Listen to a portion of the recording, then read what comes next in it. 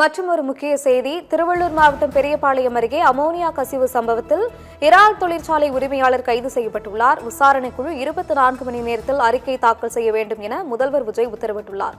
விவரங்களோடு இணைகிறார் செய்தியாளர் மோகன். வணக்கம். இது தொடர்பான கூடுதல் விவரங்களை பதிவு செய்யலாம். நிச்சயமாக திருவள்ளூர் மாவட்டம் பெரியபாளையம் அடுத்த மஞ்சாங்கரணை பகுதியில் செயல்பட்டு வந்த இறால் கம்பெனியில் பார்த்தோம்னா அமோனியா கசிவு ஏற்பட்டு 71 நபருக்கு மேல் பாதிக்கப்பட்டு மருத்துவமனையில் சிகிச்சை பெற்று வருகின்றனர். தற்பொழுது பார்த்தோம்னா ஊழியர்கள் அனுமதிக்கப்பட்டுள்ள மருத்துவமனையில் பார்த்தோம்னால் அமைச்சர், அதாவது திருவள்ளூர் மாவட்ட பொறுப்பு அமைச்சர் குமார் மற்றும் சட்டமன்ற உறுப்பினர்கள் மற்றும் மருத்துவ குழுவினர் ஆய்வு மேற்கொண்டு வந்தனர்.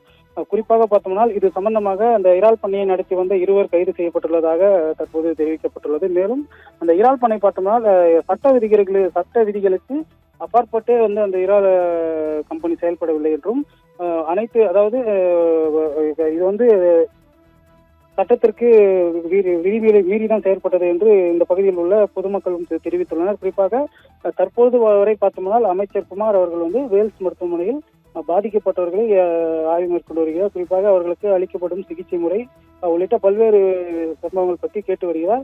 குறிப்பாக 24 மணி நேரத்துக்குள் பார்த்தோம்னா இந்த பண்ணை விபத்து குறித்து ஆய்வு அறிக்கை சமர்ப்பிக்க வேண்டும் என தெரிவிக்கப்பட்டுள்ள நிலையில் தற்போது அமைச்சர் ஆய்வு மேற்கொண்டு வருகிறார்.